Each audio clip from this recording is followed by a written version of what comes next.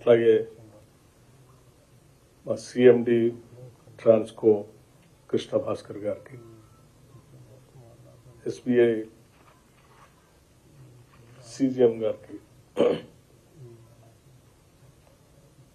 Energy శాఖకు సంబంధించినటువంటి డైరెక్టర్లకి, వివిధ స్థాయిలో ఉన్నటువంటి ఉన్నతాధికారులందరికీ, అట్లాగే ఎస్బీఐ బ్యాంకు సంబంధించి ఇక్కడికి చేసినటువంటి ఇతర అధికారులందరికీ ముందుగా నా హృదయపూర్వకమైనటువంటి అభినందనలు, నమస్కారాలు కూడా. ముందుగా ఈ కార్యక్రమం అనుకున్న దానికంటే 2 గంటలు పైబడి ఆలస్యం జరిగింది. అన్నిదా భావించవద్దని చెప్పి మీ అందరినీ కోరుకుంటూ, ఈరోజు మనం తీసుకున్నటువంటి ఈ కార్యక్రమం బహుశా తెలంగాణ రాష్ట్ర చరిత్రలో చిరస్థాయిగా ఉండేటువంటి కార్యక్రమంగా నేను భావిస్తా ఉన్నాను. ఇది దేశంలోనే ప్రజల కోసం పనిచేసేటువంటి సంస్థలకు సంబంధించిన సిబ్బంది వారి కుటుంబాల గురించి ప్రభుత్వం బాధ్యతగా ఆలోచన చేసి తీసుకున్నటువంటి నిర్ణయం. ముఖ్యంగా ఈ పథకం నాకు వ్యక్తిగతంగా నాకుగా నేను బాధ్యతగా భావించడమే కాకుండా ఈ కార్యక్రమం చేయటానికి నాకు చాలా బాధ్యతతో కూడినటువంటి తృప్తినిస్తుందని చెప్పడానికి కూడా నాకు ఎటువంటి సందేహం లేదు. ఎందుకంటే ఈ శాఖలో పనిచేసేటువంటి ఉద్యోగస్తులంతా కూడా రాత్రనక పగలనక అనేక ప్రకృతి వైపరీత్యాలను కూడా తట్టుకొని ప్రజలకు కావలసినటువంటి అవసరాన్ని తీర్చడమే కాకుండా రాష్ట్ర ప్రభుత్వం యొక్క జిఎస్డిపికి మొదటి స్థాయిలో ఉపయోగపడేటువంటి అతిపెద్ద శాఖ ఇది. సో ఈ శాఖలో పనిచేసేటువంటి వాళ్ళందరి బాధ్యతలు చూడటం అనేది ప్రభుత్వం యొక్క ప్రాథమిక బాధ్యతగా నేను ముందుగా భావిస్తా ఉన్నాను. కింది స్థాయిలో లైన్మెన్ లో పనిచేసేటువంటి వ్యక్తి కానీ లేకపోతే సిఎండి స్థాయిలో పనిచేసేటువంటి వ్యక్తి కానీ ఏ స్థాయిలో పనిచేసినా అందరికీ కుటుంబాలు ఉంటాయి. ఆ కుటుంబ పెద్దగా, తండ్రిగా ఆర్ తల్లిగా ఆ కుటుంబ సభ్యులందరికీ ఒకే రకమైనటువంటి బంధం, ఒకే రకమైనటువంటి అనుబంధం, ఒకే రకమైనటువంటి బాధ్యత కూడా ఉంటాయి. ఒక స్థాయిలో తక్కువ ఉన్నటువంటి వాళ్ళకి ఏదైనా ప్రమాదం జరిగితే పెద్దగా నష్టం లేదంటే అతను ఒక తండ్రి పాత్ర పోషిస్తా ఉన్నాడు. సడన్ గా అతనికి ఏమైనా జరిగితే ఆ కుటుంబం మొత్తం కూడా ఒకటేసారి తలకిందులై ఏమి చేయాలో తెలియనటువంటి ఒక గందరగోళ పరిస్థితుల్లో పడిపోతారు. అటువంటి పరిస్థితులు ఎవరికి ఉండకూడదనేటువంటి ఆలోచనతోనే, అలా జరగకూడదని మనం కోరుకుంటూనే, పొరపాటున దురదృష్టవశాత్తు ఎవరికైనా జరిగితే కూడా అంత భయంకరమైనటువంటి తల్లకిందులయ్యే పరిస్థితులు రాకుండా ఉండటం కోసం మన కోసం ప్రభుత్వం ద్వారా ఈ వ్యవస్థకు పనిచేస్తున్నటువంటి కుటుంబాలకి కొద్దిగా గొప్ప ఎంతో కొంత ఒక నమ్మకం, ఒక ధైర్యాన్ని ఇవ్వటం కోసం చేసే కార్యక్రమమే ఈ ఇన్సూరెన్స్ కార్యక్రమం. ₹1 కోటి ఇన్సూరెన్స్ అనేది it's not a small amount. ₹1 కోటి అది కూడా ఎటువంటి మనం ప్రభుత్వ పరంగా కానీ ఉద్యోగుల పరంగా కానీ ఏమి కాంట్రిబ్యూషన్ లేకుండా పెద్ద ఎత్తున ₹1 కోటి ఇన్సూరెన్స్ చేపించేటువంటి ఈ కార్యక్రమం నాకు తెలిసి ఉద్యోగస్తులందరికీ కొంత మనోధైర్యాన్ని, ఈ ప్రభుత్వం మీద నమ్మకాన్ని, ఈ సమాజం మీద నమ్మకాన్ని మా కోసం పనిచేసేటువంటి కుటుంబాల గురించి ఆలోచన చేస్తున్నారనేటువంటి ఒక భావం కలిగిస్తుందని నేను ప్రగాఢంగా నమ్ముతా ఉన్నాను. అది మా బాధ్యతగా కూడా నేను భావిస్తా ఉన్నాను. ఈరోజు చేసేటువంటి ఈ కార్యక్రమం ఈ ఎస్బీఐ బ్యాంకు ద్వారా చేసే ఈ కార్యక్రమం కేవలం ఇన్సూరెన్సే కాకుండా మ్యారేజ్ టైంలో కానీ లేకపోతే పిల్లలు చదువుకునేటువంటి టైంలో కానీ దానికి కూడా సహాయ సహకారాలు మేము అందిస్తామని చెప్పి చాలా స్పష్టంగా చెప్తా ఉన్నారు. నేను 90s ఒక నేషనలైజ్ బ్యాంక్ లో డైరెక్టర్ గా ఉన్నాను. అప్పుడే యూనివర్సిటీ నుంచి బయటకు వచ్చాను నేను. ఆ యూనివర్సిటీలో స్టూడెంట్స్ చదువుకోవటానికి పడేటువంటి ఇబ్బందులు చూసిన బ్యాంక్ డైరెక్టర్ అయిన తర్వాత బోర్డులో ప్రపోజల్ పెట్టాను. చదువుకునేటువంటి విద్యార్థులందరికీ ఎడ్యుకేషనల్ లోన్ ఇవ్వాలి. ఎడ్యుకేషనల్ లోన్ ఇవ్వాలి అని అంటే అప్పటి వరకు అంత లిబరల్ గా లేదు బ్యాంక్స్ ఎడ్యుకేషనల్ లోన్ ఇవ్వటం. దడప అక్కడ ఒకటే ఇచ్చేవాళ్ళు. ఇస్తే కూడా అర్బన్ ప్రాపర్టీ ఉంటే లేకపోతే రెగ్యులర్ శాలరీ బేస్డ్ ఉన్నటువంటి ఎంప్లాయీస్ ఎవరైనా గ్యారంటీ ఇస్తే తప్ప చేసేవాళ్ళు కాదు. అప్పుడు combined state Andhra Pradesh. Urban property ఉద్యోగస్తులు ఇచ్చే గ్యారంటీ ఉన్నటువంటి వాళ్ళు మాత్రమే చదువుకోవడానికి అవకాశం ఉంటే అది సమాజం మొత్తానికి ఉపయోగపడదు కదా. ఈ స్టేట్ రూరల్ బ్యాక్గ్రౌండ్ ఉన్నటువంటి వాళ్ళు కూడా ఉన్నారు, చాలా మంది, పెద్ద ఎత్తున ఉంది రూరల్ ఏరియా కూడా. వ్యవసాయం మీద ఆధారపడి బతుకుతున్నటువంటి వాళ్ళు కూడా ఉన్నారు ఎక్కువ మొత్తం. ప్రభుత్వ పరం నుంచి రెగ్యులర్ ఉద్యోగాలు లేనటువంటి వాళ్ళ కుటుంబాలు కూడా ఉన్నాయి. వాళ్ళ కుటుంబాలు కూడా ఎదగాలని కదా మనం అందరూ ఆలోచన చేసేది. కాబట్టి అగ్రికల్చర్ ప్రాపర్టీని కూడా కంపల్సరీ యాక్సెప్ట్ చేయాల్సిందే, రూరల్ ప్రాపర్టీని కూడా యాక్సెప్ట్ చేయాల్సిందే. కేవలం ప్రభుత్వ ఉద్యోగం మాత్రమే సంతకం పెడితే అతను ఎడ్యుకేషనల్ లోన్ ఇస్తా అంటే కరెక్ట్ కాదని చెప్పి బోర్డులో తీర్మానం చేపించి డాక్టర్ పట్టాభి ఎడ్యుకేషనల్ స్కీమ్ అని ఫస్ట్ టైం మేము స్టార్ట్ చేశాం ఆంధ్ర బ్యాంక్. అట్లాగే doctor Pattabhi Kisan credit card అని కూడా స్టార్ట్ చేశాం. చేసి దానికి ఆల్ బ్యాంక్స్ అందరిని పిలిచి రవీంద్ర భారతిలో దాని లాంచింగ్ ప్రోగ్రామ్ కూడా చేశాం. సో ఎడ్యుకేషనల్ లోన్ అనేది ఎంత ఇంపార్టెంటో తెలిసిన వ్యక్తిగా నేను చెప్తా ఉన్నాను. చాలా మంది విద్యార్థులు చదువుకోవటానికి వచ్చి తల్లిదండ్రులు ఆ ఫీజులు చెల్లించలేక, సోషల్ బ్యాక్గ్రౌండ్ అనుకూలించక, ప్రభుత్వ పరంగా వచ్చేటువంటి సదుపాయాలు కొన్ని డిపార్ట్మెంట్స్కి ఉన్నాయి, కొన్నిటికి లేవు కాబట్టి మిగతా వాళ్ళకి అందకపోవటం వల్ల పడుతున్నటువంటి ఇబ్బందిని చూసినటువంటి వ్యక్తిగా ఇది మనందరి బాధ్యత అని చెప్పి ఒప్పించి బ్యాంక్స్ నుంచి ఉద్యోగం వచ్చిన తర్వాత తిరిగి అతను ఆ లోన్ కట్టేటట్టుగా ఏర్పాటు చేశాం. సో టుడే సరే ఆనాటి చదువులకు అయ్యే ఖర్చుకి ఈనాటి చదువులకు అయ్యే ఖర్చుకి రెగ్యులర్ గా ఉద్యోగాలు చేసేటువంటి వాళ్ళు కూడా ఎఫర్ట్ చేయలేనటువంటి పరిస్థితిలో ఉన్నారు.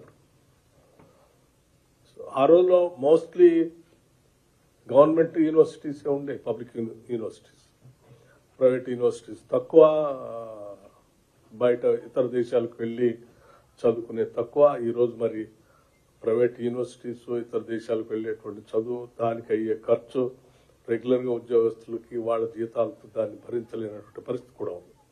కాబట్టి ఈ ఎడ్యుకేషనల్ లోన్ అట్లాగే మ్యారేజ్ సంబంధించిన లోన్, ఇతరత్ర లోన్ కూడా ఇందులో పనిచేసి ఈ అకౌంట్లో ఉన్నటువంటి వాళ్ళందరికీ ఇచ్చే ఏర్పాటుని దీంట్లో చేస్తూ తీసుకున్నటువంటి కార్యక్రమం డెఫినెట్ గా రాష్ట్రంలో ఉన్నటువంటి జెన్కో, ట్రాన్స్కో, అట్లాగే మనకు ఉన్నటువంటి 2 డిస్కమ్స్ కూడా, ఎస్పీడీఎస్సీఎల్, ఎల్పీడీసీఎల్ కూడా, వాళ్ళకి సంబంధించినటువంటి వాళ్ళకి కూడా పూర్తి స్థాయిలో ఈ కార్యక్రమాన్ని తీసుకొని మనం రాష్ట్రంలో ఎనర్జీ శాఖలో పనిచేస్తున్నటువంటి ఉద్యోగస్తులందరికీ right from the lowest of the low ఉద్యోగ దగ్గర నుంచి సిఎండి వరకు ఈ ఇన్సూరెన్స్ కార్యక్రమాలు చేసేటువంటి బాధ్యతను ఈరోజు మనం ప్రభుత్వం, రాష్ట్ర ముఖ్యమంత్రి రేవంత్ రెడ్డి గారి నాయకత్వంలో ఈ ప్రభుత్వం ఈ బాధ్యతను తీసుకొని ముందుకు పోతుందని మీ అందరికీ చెప్పడానికి నేను చాలా సంతోషిస్తూ ఉన్నాను.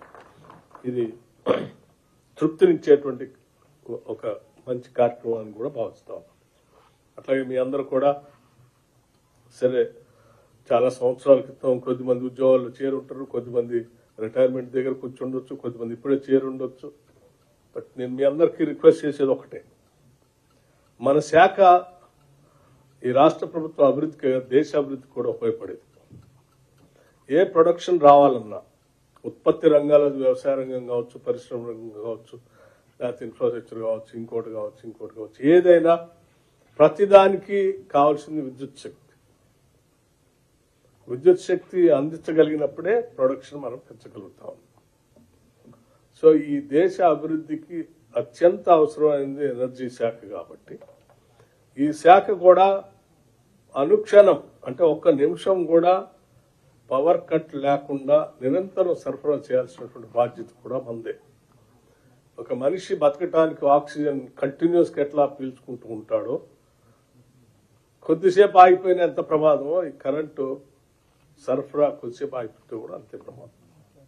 అదృష్టవశాత్తు మీ అందరి కృషితో మనం ఈ ప్రభుత్వం వచ్చిన దగ్గర నుంచి దాదాపు 2000 పైబడి మెగావాట్స్ 17,162 మెగావాట్స్ పీక్ డిమాండ్ పోతే కూడా అంటే 2023లో దానికంటే 2000 మెగావాట్లు పైబడి పీక్ డిమాండ్ పోతే ఈ రాష్ట్రంలో అప్పుడు కూడా ఈ శాఖ సంబంధించినటువంటి సిబ్బంది సరఫరా చేయగలిగింది. చిన్న ట్రిప్ లేకుండా, అది కూడా విద్యుత్ ఉత్పాదన చేయటం ఒక ఎత్తు అయితే చేసిన విద్యుత్ ఉత్పత్తి చేసినటువంటి విద్యుత్ని సరఫరా చేయటం ఇంకా ఇబ్బందికరమైనటువంటి విషయం. అంత సరఫరా చేయడానికి కావాల్సిన వ్యవస్థని అప్డేట్ చేసుకోవటం కూడా అంతే అవసరం. అప్డేట్ చేసుకుంటూ సరఫరా ఉత్పత్తి పెంచుకుంటూ పెరిగిన డిమాండ్ని బ్యాలెన్స్ చేసుకుంటూ ఈ ప్రభుత్వం నిరంతరాయంగా కరెంట్ ఇచ్చినందుకు శాఖ అందరికీ నేను అభినందనలు తెలియజేస్తాను. భవిష్యత్తులో కూడా ఇంకా డిమాండ్ విపరీతంగా పెరిగిపోయేటువంటి అవకాశం ఉంది మన రాష్ట్రం. The only reason is the production is increasing here and standard of living is also increasing here. The development is also expanding, like infrastructure, RRR గానీ లేకపోతే మూసీ రిజర్వేషన్ కార్యక్రమం కానీ, ఫ్యూచర్ సిటీ కానీ, ఇవన్నీ మనం చేసేటువంటి రకరకాల ప్రాజెక్టులు, వీటన్నిటి ద్వారా ఈ హైదరాబాద్ చుట్టూ అట్లాగే RRR వలన రాష్ట్ర వ్యాప్తంగా వచ్చేటువంటి అనేక రకాలైనటువంటి క్లస్టర్స్లో ప్రపంచవ్యాప్తంగా ప్రజలు ఇక్కడికి వచ్చి ఇన్వెస్ట్ చేయాలనేటువంటి ఆలోచనతో చాలా పెద్ద ఎత్తున వస్తూ ఉన్నారు. అది దావోస్లో చేసుకున్నటువంటి అగ్రిమెంట్స్ కావచ్చు, లేకపోతే ఇక్కడ ఎంఓఎల్ చేసినటువంటి అగ్రిమెంట్స్ కావచ్చు, దేశంలో ఉన్నటువంటి అనేక సంస్థలు వ్యవస్థలు కావచ్చు. Hyderabad Telangana state has become a destination for their investments and Telangana is rising. So your demand is also increasing, energy demand.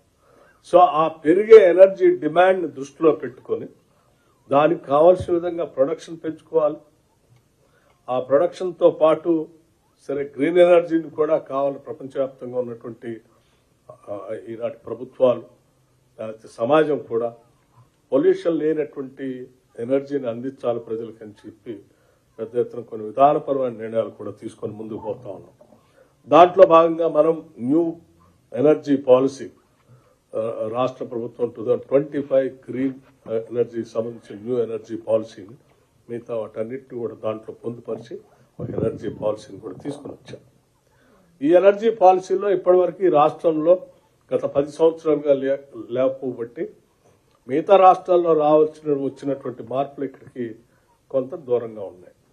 ఈరోజు మనం ఈ న్యూ ఎనర్జీ పాలసీతో పంప్ స్టోరేజ్ లాంటి ప్రాజెక్ట్స్ కానీ, సోలార్ పవర్ సంబంధించి కానీ, ఐడల్ పవర్ సంబంధించి కానీ, ఈ రాష్ట్రంలో ఉన్నటువంటి వనరులు వాడుకోవటమే కాకుండా ఈ దేశంలో మిగతా రాష్ట్రాల్లో ఉన్నటువంటి వనరులను కూడా సాధ్యమైనంత మేరకు రాష్ట్ర ప్రభుత్వం వాటిని కూడా ట్యాప్ చేసుకుంటూ గ్రీన్ ఎనర్జీని ఈ రాష్ట్రాన్ని తీసుకురావడం కోసం 2029-30 కల్లా నియరింగ్ అబౌట్ 20,000 మెగావాట్స్ పవర్ ని గ్రీన్ ఎనర్జీని రాష్ట్రం ద్వారా అందించాలనేది పెద్ద ఎత్తున రాష్ట్ర ప్రభుత్వం ముందు పెట్టుకొని పోతా ఉన్నాం.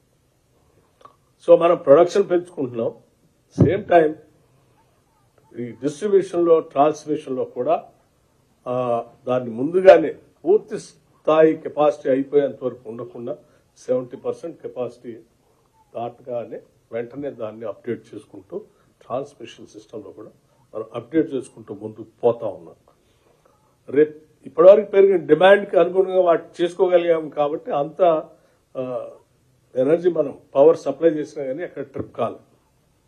రేపు పొద్దున కూడా ఇక్కడ వచ్చేటువంటి డిమాండ్ దృష్టిలో పెట్టుకుని వీటన్నిటి కూడా అప్డేట్ చేసుకుంటూ మనం ముందుకు పోతా ఉన్నాం.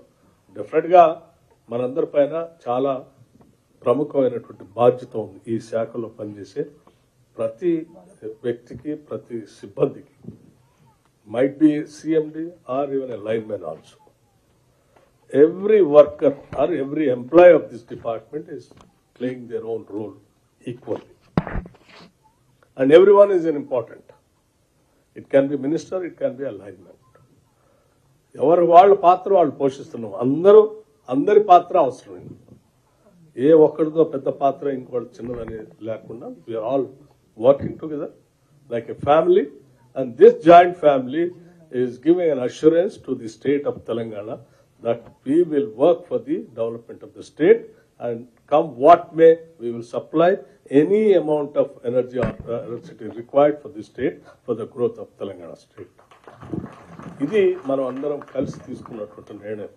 ఆ తీసుకునే నిర్ణయంలో భాగంగా ఇది రాష్ట్రం కోసం మనం చేస్తూ ఈ పనిచేసే సిబ్బంది వాళ్ళ కుటుంబాలు కూడా ధైర్యంగా, నమ్మకంగా, కాన్ఫిడెంట్ గా ఉండాలి. కాబట్టి ఆ కుటుంబాలకు కూడా కావాల్సిన ఇటువంటి కార్యక్రమాలు చేసుకుంటూ అందరికీ ఒక భరోసాను కల్పిస్తూ ముందుకు పోదామని చెప్పి మీ అందరికీ నేను హృదయపూర్వకంగా తెలియజేస్తూ మరొకసారి మీ అందరికీ ఈ 1 crore ఇన్సూరెన్స్ చేసుకున్నటువంటి కార్యక్రమంలో భాగంగా మరొకసారి మీ అందరికీ అభినందనలు తెలియజేస్తూ ప్రముఖ పాత్ర మనం పోషిద్దాం. ఈ రాష్ట్ర అభివృద్ధిలో మనం ముందడుగు ఫస్ట్ స్టెప్ మందే ఉండాలి. ఎనర్జీ శాఖే ఈ రాష్ట్ర అభివృద్ధిలో ముందు నడుద్దామని చెప్పి మీ అందరికి తెలియజేస్తూ సెలవు తీసుకున్నాను. Thank you Bhaskar.